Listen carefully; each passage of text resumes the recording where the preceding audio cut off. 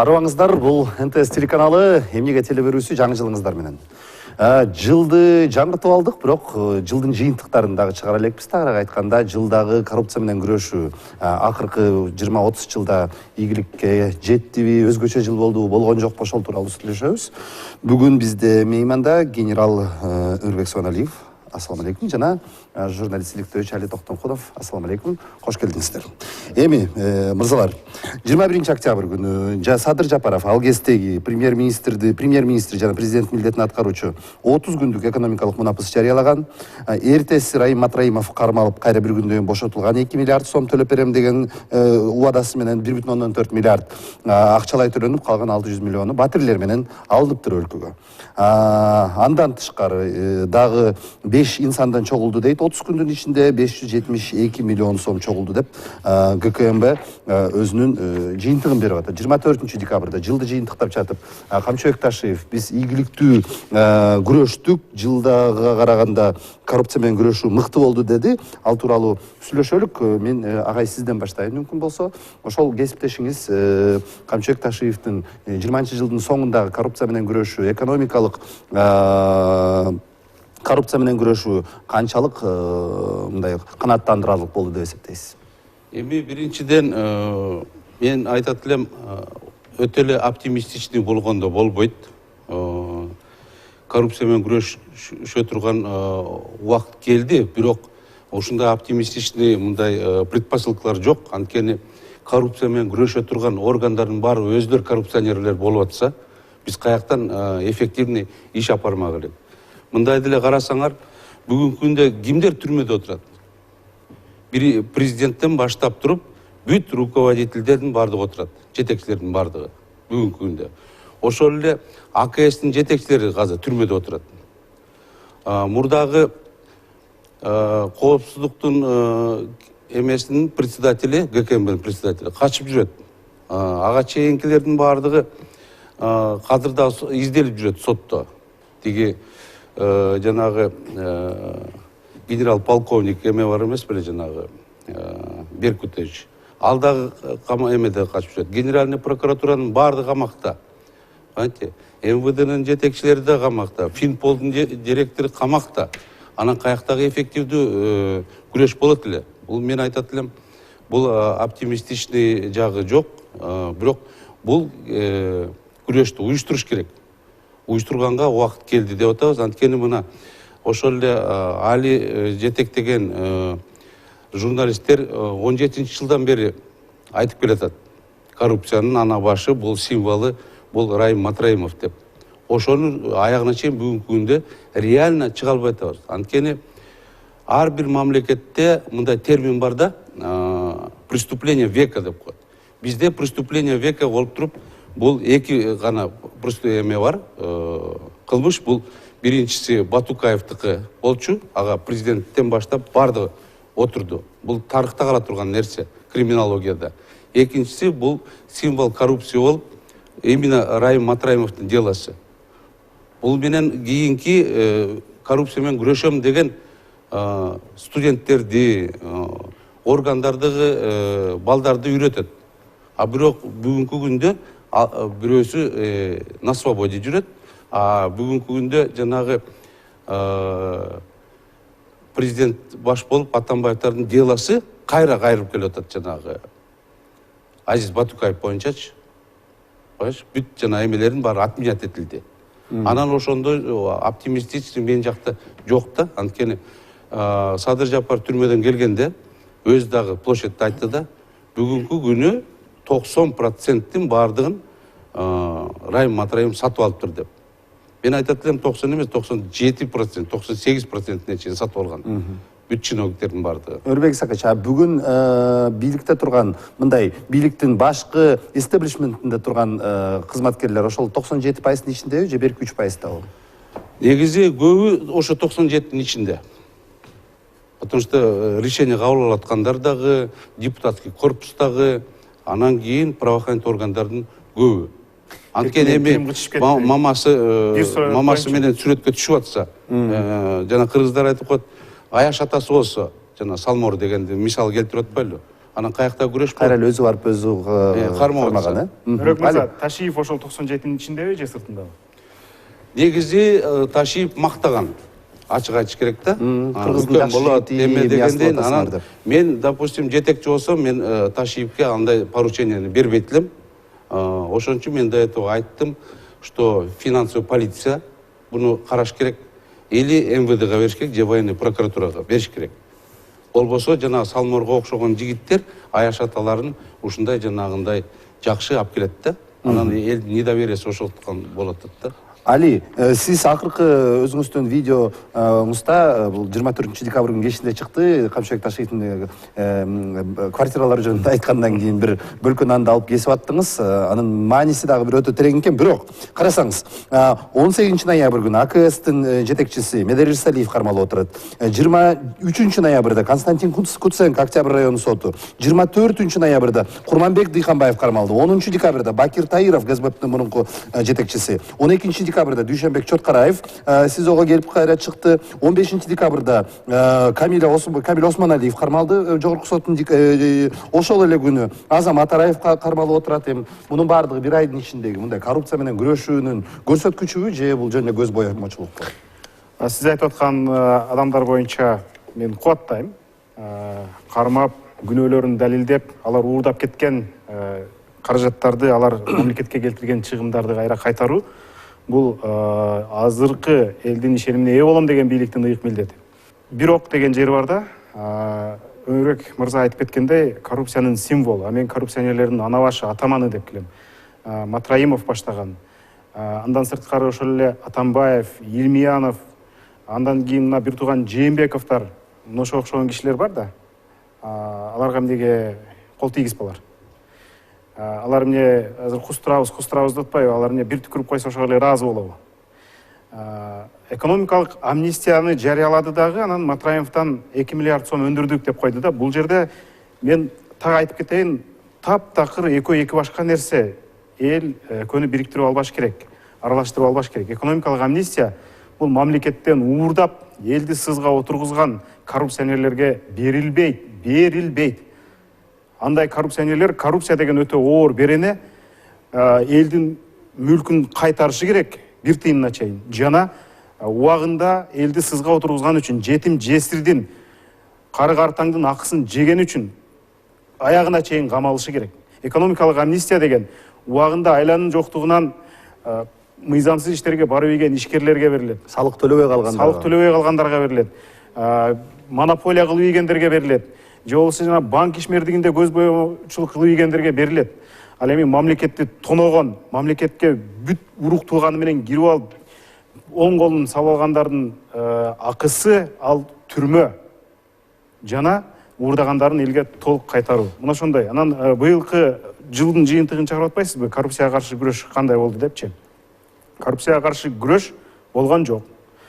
Тандалма деп айтканга дагы ооз барбайт. Деги эле мындай бир колго илинерлик, сүйүнөрлүк результатты көргөн жокпуз.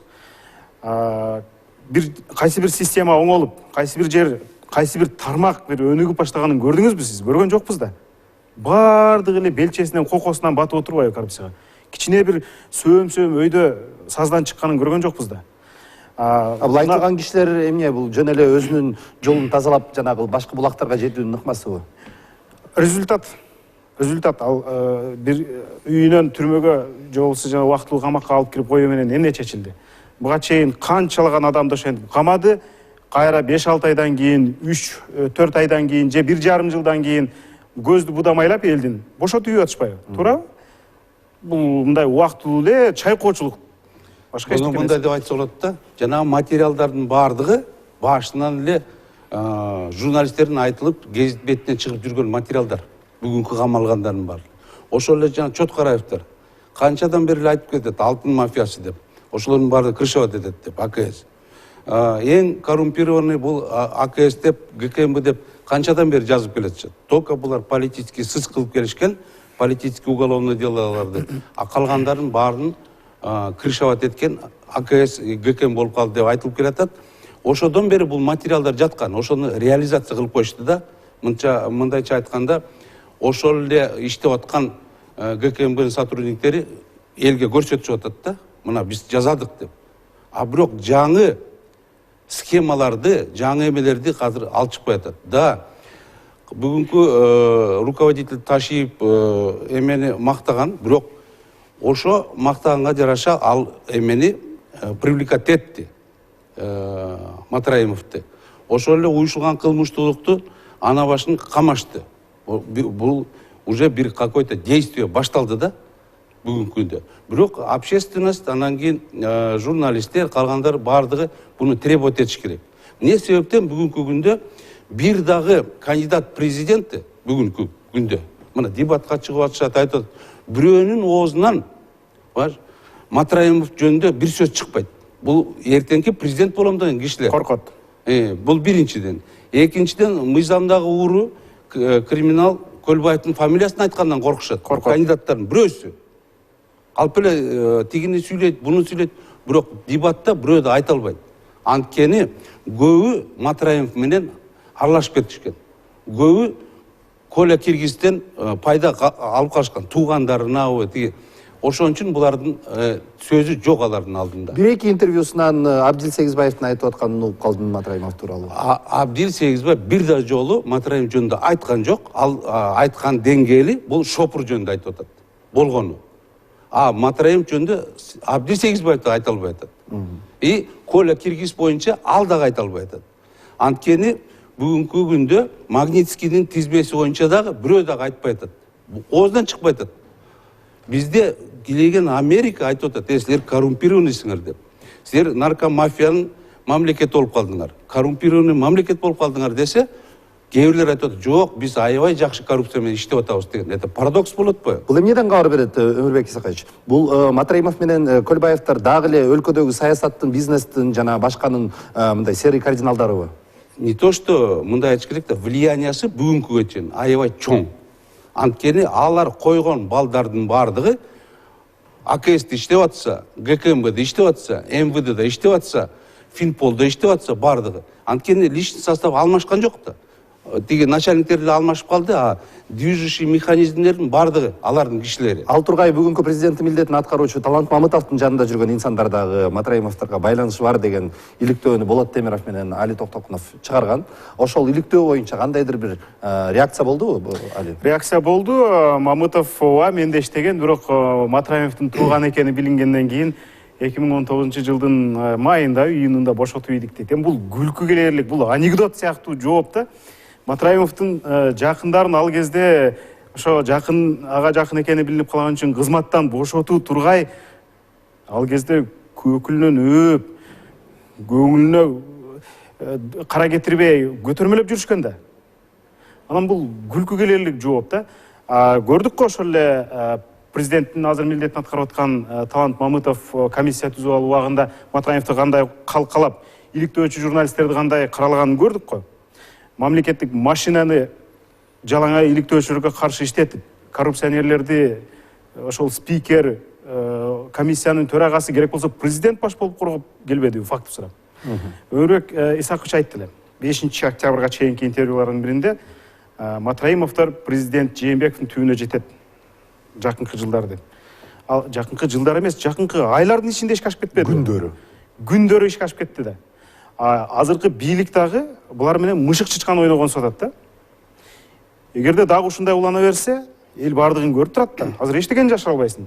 Эгерде ушундай улана берсе, Матраимовдор булардын дагы түбүнө жетет. Туурабы? Туура.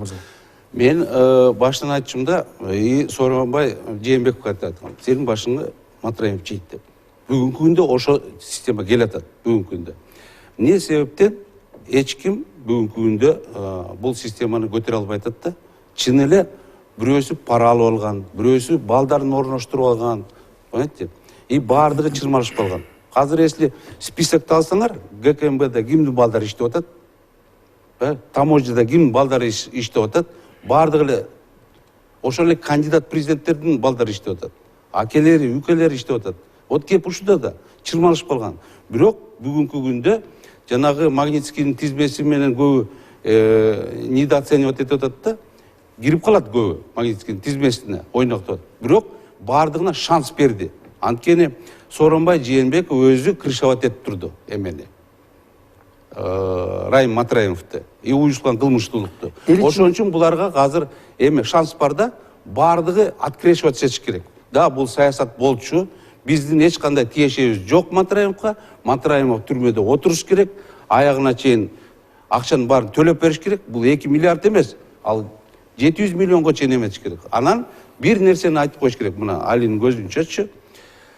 Мен совбезде иштеп атканда, мен эме менен Сооронбай менен сүйлөшкөндө Сооронбай айтты. Жанагы Али деген алып чыккан акчанын баардыгы эле бул Дордой базардын, анан Кара суунун базардагы акча экен деп атат. Бүгүнкү күндө ГКМбнин башчысы да ошону айтып атат. Анткени жанагы АКСтеги иштеген балдардын баардыгы ошондой документ көрсөтүп атат. Биякта эчтеке жок экен деп. Финполдо иштеген балдардын баардыгы ошону көрсөтүп атат. Жокечен айтып атпайбы, бир кирген машинеден $500 $3000 чейин алчу экен. Мен бир башка фактын айтайын. 5000 мойнуна алгандан кийинкиси да. 5000 10000 дегени бунун баардыгы риторика. Мына бир мисалы.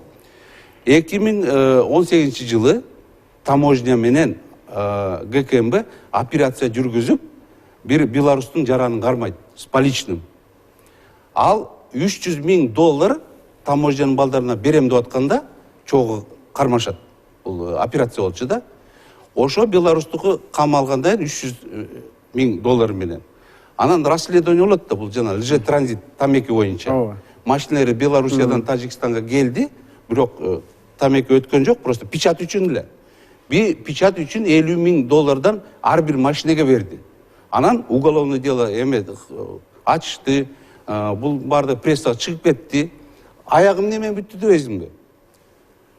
Как раз эме иштеп аткан Сегизбаев. Жанагы Беларустун жаранына 5 миллион сом штраф менен чыгарып беришти, ал Беларуська кетип калды. Ошону кармаган таможниктер билесиз? Предлагат эткен акча, 50 миллион. Эми өзүң ойлосоң, 50 миллион сомду сага берип атса, анан кармагандан ошо берип аткан кишиге 5 миллион сом штраф кылып атат. 10%. Эми амнистия келели. Бүгүнкү эмне себептен амнистияны алып чыгышып атат жанагы экономический контрабандага? Бунун аягын баардыгын жабабыз деп атат. Понимаете? Вот кеп ошодо да. Ошон үчүн жанагы уголовный кодексти алып чыкканда дагы жанагы биздиги мафия, экономический мафия бүгүнкү күндө ошолор продвигать эткен жанагы уголовный кодекске, чтобы контрабанданы экиге бөлүп койгон.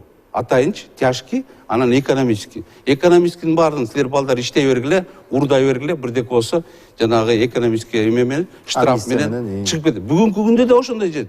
Экономический амнистия менен экономический контрабанданы кармасаң, двойной размер акча төлөп эле кетип атышат. А ошону азыр эмеге амнистияга көчүрүп атат. Кеп ошодо болот. Бул биздин бүгүнкү күндө мафия өтө күчтүү деген Райым Матраев менен Коля Киргиздин бүгүнкү чейин влияниясы аябай чоң. Башкача айтканда, бүгүнкү жогорку кеңештин 6-чакырылышындагы депутаттар көтөрүп чыгып аткан ушул мыйзам долбоору Гүлшат Асылбаева баштаган, бул ошол схемаларды жабуунун гана бир расмий жолу. Мен мына кандидат президенти эме Каныбек Иманалиев. Каныбек Иманалиев менен Акылбек Жапаров мекеним Кыргызстанга Райым Матраев партиясына кирип, анан көчкө тээп аны куу берген өкмөттөн. Эми Акылбек Жапаров бүгүнкү амнистияны эме жанагы чыккан закондун автору. Тиги кандидат президент кыйкырып атат. Бирок экөөнүн оозунан бир эме чыкпайт Райым Матраев жөнүндө. Вот ушундай бул зеркальное отражение. Туура, Өрөк мырза, дагы бир нерсени да баса белгилеп айта кетейин.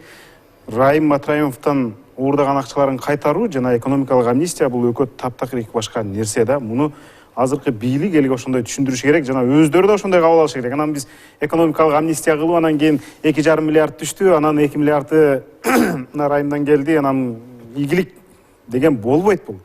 Экономикалык амнистия ишкерлерге, ишкерлик менен алектенгендерге, жанагы акча жүргөн жерде махинация да көп болот да, ошондой кылып ийгендерге багытталат. Бул бир чет. Анан биз Матраевга байланыштуу иш кандай болуп атат? Ташиев бир чөйчөктөй болгон соода борборун кайтарыптыр, анан ошону биз арзан баалап алдык мамлекетке. Анан дагы 8 квартира, 9 квартира алдык. Мына биз жакшы ийгиликтүү кайтарып алып атабыз Матраевден деп мактанып атпайбы?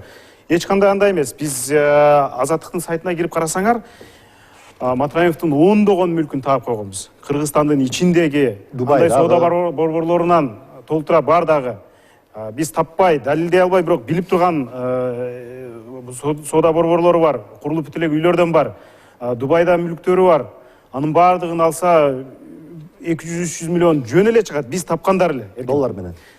Доллар менен, ооба. Анан булардын кайтарганы мындай болуп атат да. Азыр мен жөнөкөй тилде айтканда, пандемия учурунда тойлор өтүп атпайбы? Анан тойлор өтүп атса, милиция барганда ресторан 3000 сом берип коет экен да, штраф төлөп коюп, ошону менен кайра тойду өткөрөт экен да. Масштабты көрүп атасызбы? Азыркы Матраевка мамиле мына ушундай. Мен кошумчалап кетейинби? Менин оюмча, бул мен Сооронбай Жээнбеков жана биринчи собести өткөргөндө элдин баардыгы айткан. Мына бул азыр Сооронбай Жээнбеков коррупция менен күрөшөт, Атамбаевден баштайт деп элдин баардыгы аябай колдогон Сооронбай Жээнбековду. Анан кийин акырындап келе туруп, ал заложник болуп калды Матраевдерге. И уюшкан кылмыштуулукка. Даже когда айтканда анын день рождениясына барыптыр дегенде опровержение бере алышпай койду. Мен дагы азыр оюмча Сооронбай Жээнбеков Райымбек Матраимовдун туулган күнүнө барган. Жок, Камчы Көлбаевдин туулган күнүнө барыптыр деп маалымат чыгып кетти. Чыгып кетти. Мен дагы азыр ушундай тенденция кетип баратат. Эмки президентти заложникке алабыз дегендей тенденция кетип баратат. Садыр Жапаров Кудай буйруса президент болот. Бул күрөштүн баарынын башында турат. Ошо аягына чыгат. Бирок азыркы ситуация ушу Жээнбековду айландыргандай, жанагы 97% Райым Матраев сатып алгандар, экөө киргиз менен чогуу болгондор, ушундай айландырып атат да жанынан. И ошондой жол менен кете берсе, киши билбей калат өзү заложник болуп калганын. Анан дайте факты деп туруп калат да, потому что ушу Сооронбай Жээнбековду заложник кылган система бүгүнкү күндө да азыр иштеп атат. Агай, заложник бирөөнү дагы алмаштырышкан жок. Заложник демекчи 15 октябрда Сооронбай Жээнбеков президенттен кеткен себептеринин бири Райымбек Матраимовда ага карата бир чек болгон, бир өзүнүн ультиматуму болгон, ошол себептен ошонусу чыгып кетпесин деген себеп менен чыкты деген ушак айым бар. Бул ушакты уктуңуз белесиз? Бул ушакты мен уктум, даже видеосу бар экен, обращениясы бар экен, документтерди көрсөткөн деген имиш бүт жерде жүрүп атат бунун баардыгы. Бирок факт, что кетпейм деп аткан киши сразу кетип калды. Бул не деген эме? Анткени 10 күн кетпейм деп туруп анан ошо жарым саат мурун кетпейм деп аткан. Жарым саат мурун кетпейм деп аткан. Отунбаева, Кулов, Текебаевтерге айтып атканда. Кеттим дейт. Анткени бул чын эле заложник дегендин эмелерди тастыктап турат да. Бүгүнкү күндө опасность, мен эмне себептен буну айтып атам? Бүгүнкү күндө коррупция менен күрөшөм, анан бир күндө мен эменин схемасын таможняда схема токтоттум, тиги бул дегендердин баардыгы бул эне блеф да, мындайча айтканда. Мындай болбойт. Коррупция менен күрөш үчүн системный жумуш болот. И эң таза кишилер күрөшөт бул менен. Идеологически таза кишилер. Сиз идеологически таза кишилерди айтып атасыз, анан ал менен бирге мына буйруса Садыр Жапаров президент болот деп бир мындай аябай ишеним менен айтып атасыз. Ошол президент болуп турган учурунда, тагыраак айтканда президент милдетин аткарып турган учурда, жогоруда айткандай октябрда Райым Матраимовду кармап, анан эртеси Садыр Жапаров өзү айтып атпайбы, мен бул менин чечимим, сыртта жүрө бергенде бизге пайдасы көбүрөөк, отурганда акча албай калабыз деп мындай без суда, без следствия, эми бизде өлкөдө бир мыйзам иштебеген сыяктуучу. Бул канчалык мындай акылга сыйган нерсе? Бул негизи туура кадам, потому что бир эпизод менен бул со следствием сотрудничать алды. Райым Матраимов өзү кылтакка түшүп берди, акчаны төлөп берди. Бул бир эпизод менен. Калган эпизоддор толтура. Мына мен азыркы эле айтып аткан жана РЖ транзит боюнча жана бир печать үчүн эле $50,000 алган, ошондой эле толтура да. Анткени бунун баардыгы канчанчы жылдан бери келатат. Уну казыш керек да, бул 1-2 жылдын ичинде бүтпөйт. Анан кийин Садыр Жапаров өзү апарып туруп камамак беле. Ал чечимди кабыл алды. Мени камаш керек, жоопко тартыш керек Матраимовду. И уюшкан кылмыштуулуктун ана башы Көлбаевди камаш керек деп. Уже все, это бул киши жана исполняющий обязанности президента, премьер-министрдин действиясы, поступок.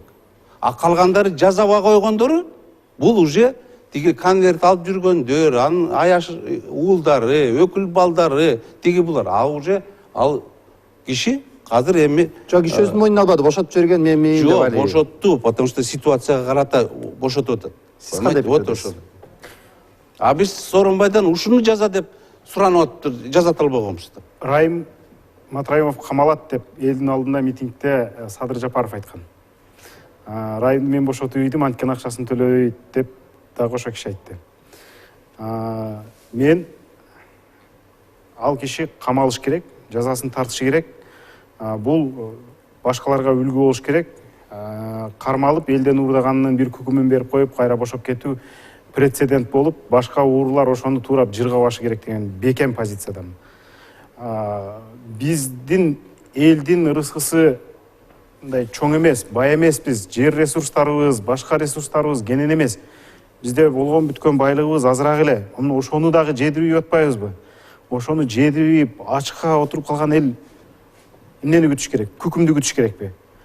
Бардыгын аягына чейин кайтарышы керек, жана өзүнүн жазасын өтөп чыгышы керек. Ушундай бекен позицияда. 2 миллиард анын ичиндеги 9 квартира күкүмбү? Бечарага мындай кайыр садака бергендей эле нерсе ал. Жок, бул только эме башталышы. Бирок негизи менин позициям мындай да. Бул нече передачанын башында айттым. Бул уголовное дело века деп атабыз. 2 дело показательный болуш керек кыргыз элине. Бул Батукаевдин делосы менен не только Атамбаев отуруш керек, а жанагы кой берген министрлер, ген прокурорлор, КГБнын чоңу, вицелердин бардыгы жана сделка кылып албады. Бул лазейка болбош керек. Бардыгы отуруш керек и түрмөгө барыш керек. Экинчи мыйзамда уруу менен Кыргызстанды уят кылбаш керек. Матраимовдун уголовный делосы менен дагы аягына чейин чыгып туруп, Матраимов отуруш керек. И ошол жерге барып туруп лагерде жашаш керек ал. Ошол жерде эметиш керек. Бирок кечээ күнү Гүл Алмамбетова Твиттерде жазып атат. Чыгып кетиптир, качып кетиптир десе, Райымбек Матраимовдун бир тууган агасы, депутат Искендер Матраимов атат. Гүл Алмамбетова өзүнүн ишин кыла берсин, иши болбосун деп. Эми ал Качып кетти дегенге да. Качып кетсе, анда бул бийликтин абиринде, анда Батукаев сыяктуу эле болуп калат да. Качырбаса керек. Мен айтып атпайм, Өрөк мырза айтат башталышы деп. Ошондой эле болсун, бирок Ташиев пресс-конференция бергенде Матраимов мына 2 миллиардты төлөп бүттү, Кыргызстандын ичиндеги иштери бүттү, эми сыртындагы кылмыш иштерин карайбыз. Ичи бүттү деген сыяктуу кылып койду да, мен ошого түшүнбөй калдым. Ичи бүткөн жок. Ичинин чекеси гана коюлду. Тамгасы эле. Калган толтура кыңыр кылмыш иштери бар.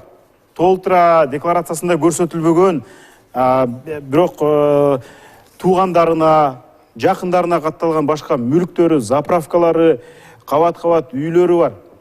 Ошон үчүн али биз айтып атпайлыбы? Ошон үчүн биз айтып атабыз али. Матраимов дагы 2-3 башты жейт. Бул проблема. Ошону чечиш керек. И мыйзам түрүндө чечиш керек. Уруу деген чиле отуруш керек. Амнистия түшпөш керек. Анткени бир поколение киши бүгүнкү күндө ушуну көрүп атат. Bunun ayağına çeyin çıkmayınca anan çet memlekettir. Ne sebepten taza akça, anan grazny dengi dep koydu. Narkomafiyadan düşkön akça. Janagında eme akçaların bardı grazny dengi dep dünya yüzü termin koygan. Bizdin investorlardan bardı aytat. Bul Kırgızstan kандай күрөшүп атат коррупция менен? Biz инвестиция беребизби же бербейбизби? Уюштурган кылмыштын деңгээли кандай, коррупциянын деңгээли кандай? Biz по всем показателям укмушпуз. Бизге ошон үчүн барды коркуп атат инвестиция келген. Биз ошону көрсөтүшүбүз керек да. Эмне себептен Колумбияда наркомафиянын чоңу Эскобар официально айтты. Мен силердин тышкы карызыңарды канча миллиард мен жаап берейин. Мен тийбегиле дегенде алар айтты, жок, сеники грязный деньги, биз сенен акча алсак, дүйнө жүзү биз менен эч ким сүйлөшпөйт. Инвестиция келбейт, биз менен сүйлөшпөйт.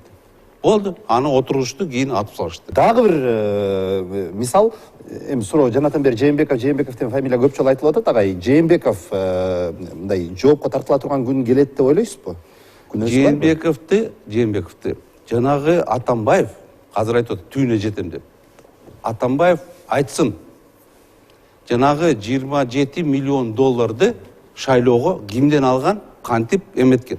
Мен баамда бундагы акчаны Райым Матраимов берген. Жана шайлоого. Ооба чыкпады эле документтер. Азыр качып жүрөт жана бухгалтер. Ошону айтыш керек. Анан Райым Матраимов сделка кылбадыбы? Тергөө менен. Ал айтыш керек. Жээнбековдун ролун, эменин ролун Атамбаевдин ролун и самое главное Хабибулла Абдыкадырдын. Анткени алда факт болуп калды. Президенттин инаугурациясына келди, отурду. Бул дүйнө жүзү көрүп атат. А бул деген чоң мафиозник. Бизде эмне себептен мыйзамдагы уруну братский кругка киргизип атат, жанагы Америка. И Райым Матраимовду Магнитскийдин тизмесине киргизип атат, аял экөө. Бул деген мафия деп коет. И братский круг менен и Магнитскийге түшкөн Райым Матраимов экөө бир деген сөз да. Бул только начало. Чоң транснациональный кылмыштуулук боюнча. Сиз үмүт артып аткан кандидат жолугушуулардын биринде мынтип айтып атат да. Мен ырым кылып атам дейт, ырым кылып атам. Президенттерди соттобой эле коелу, президент кала берсин өлкөдө деп мындай президент Жээнбековго кандайдыр бир гарантия берип атат да. Мен мындай да мисал катары эле ушу Россияны алат элем да. Путин кандидат президент болуп турганда 7 банкир, 7 банкир олигархтардын бардыгы аны президент кылып чуркашкан. Березовский баш болуп. Бирок Путин президент болуп алгандан кийин кимден баштады? Өзүнөн эле ошо Березовскийден баштады. И 7 банкирдин баары каякта? Бул биринчи. Ошол эле бардыгы Сингапурду айтып атат. Сингапурду. Сингапурдун башына келгенче ал дагы иштеди. Бирок премьер-министр болуп калгандан кийин 2 дозун отургузуп койду. Бул отчетту ошодон баштайт. Бизге аз эле калды, көрөлү туралы, ишеним болуп турсун. Путинди айта албайм, эми 7 банкирдин ордуна да канча олигарх келип Россиянын ички саясатына кийлүүчүдөн алышмын, бирок эми Ли Куан Ю болсо тарыхта калган инсан, келаткан президент Кыргызстандын Ли Куан Юсуна айлана алат деп ишенесизби? Биз билип атабыз да кайсы кандидат жөнүндө сөз айтып атабыз. Ал үчүн белгилерди көрсөтүш керек да. Саясий эркин көрсөтүш керек. Саясий эркин көрсөтүп, мындай чоң иштерди кылышы керек. Садыр Жапаровго элдин бир бөлүгү абдан зор ишеним көрсөтүп атат. Мындай көзүн туман басып, сүйүп калып, ушундай ишеним да, мындай жогорку пайгамбарга теңеген ишенимди көрсөтүп атат. Андай ишенимди алган киши, андай ишеним кредитине ээ болгон киши эмне иштерди жасаш керек? Алдыда бир так мындай жакшы эле көрүнгөн иштер турат. Бакиевтерди кийинки бийлик сот өзүнүн жазаларын чегерип мындай койгон. Кимисин өмүр бою кескен, кимисин 30 жылга, 20 жылга кескен да. Биринчиден ушуну аягына чыгарып, жоопко тартыш керек. Алар чыгарып кеткен акчаны кайтарыш керек.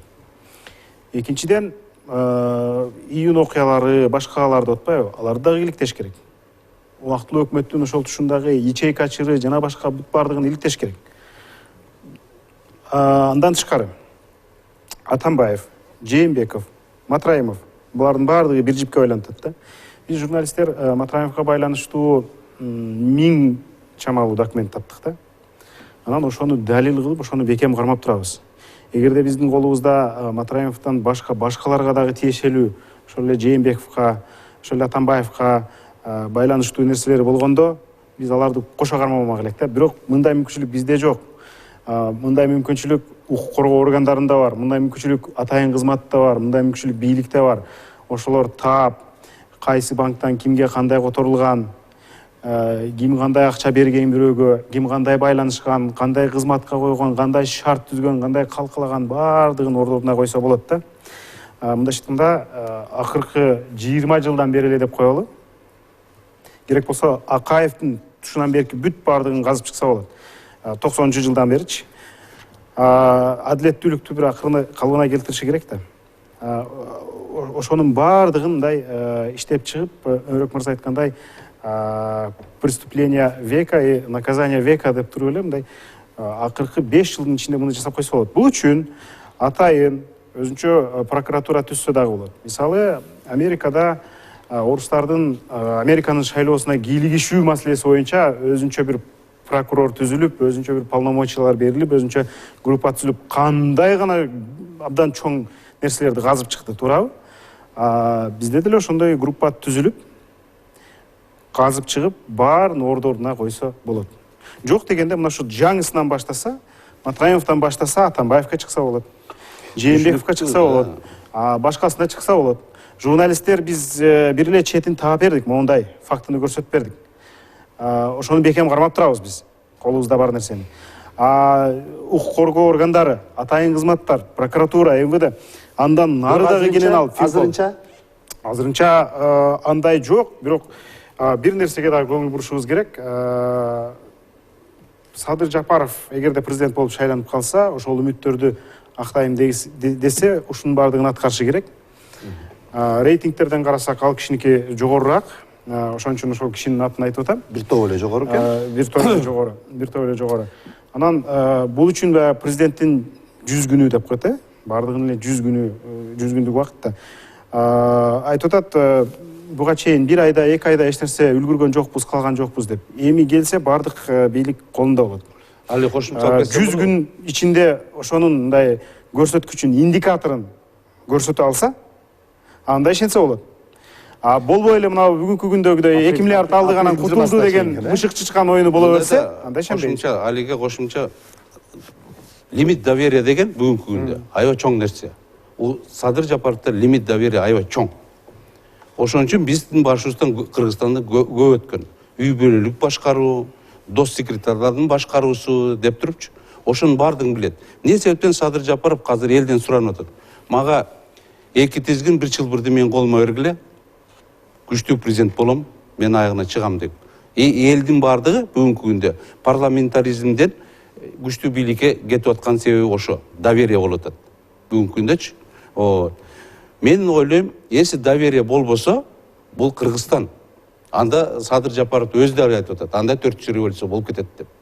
Мен да ошого ишенем да. Ошон үчүн мен бүгүнкү күндө ишеним чоң, үмүтүм дагы меники да чоң. Ушунун аягына чейин чыгат деп, потому что бул фактылардын баардыгы уже үстүрттөн турат. Буну только системный кылып коюш керек, аягына чейин чыгыш керек. Бул тарыхый нерсе. Анан тарыхта кандай калат? Бул уже бир киши.